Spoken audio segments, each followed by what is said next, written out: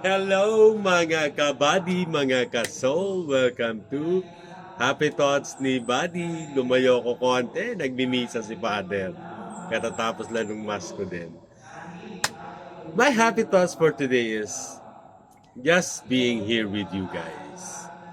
Sabi ko nga, everyday sharing my happy thoughts with you makes me happy.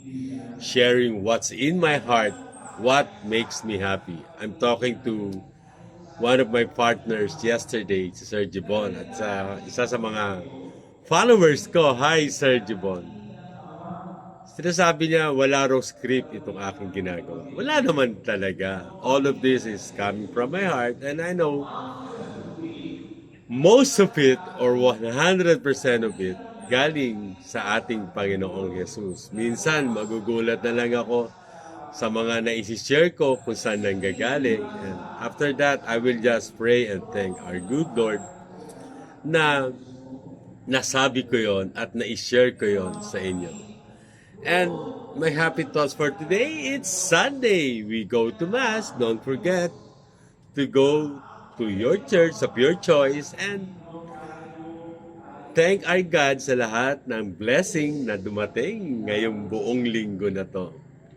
My happy thoughts pa, I was able to meet my brothers. Hi brothers, Brother Lito.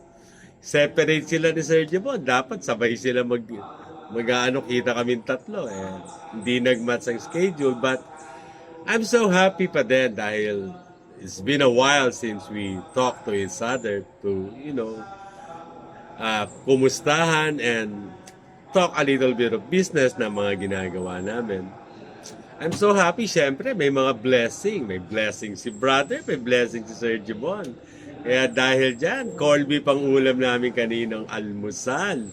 Mamaya tanghalian, roasted chicken. Ama, social kami ni Sol ngayon.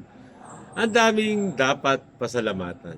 And sabi ko nga, keep on praying, keep on smiling, keep on thanking our good Lord sa lahat ng biyayang ipinagkakaloob niya. And sometimes our plans will change. Kung anong minimithi natin sa buhay, nagbabago.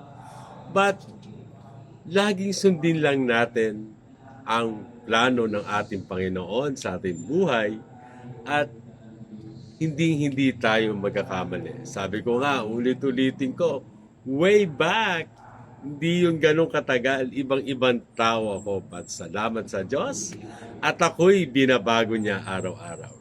And that's my happy thoughts.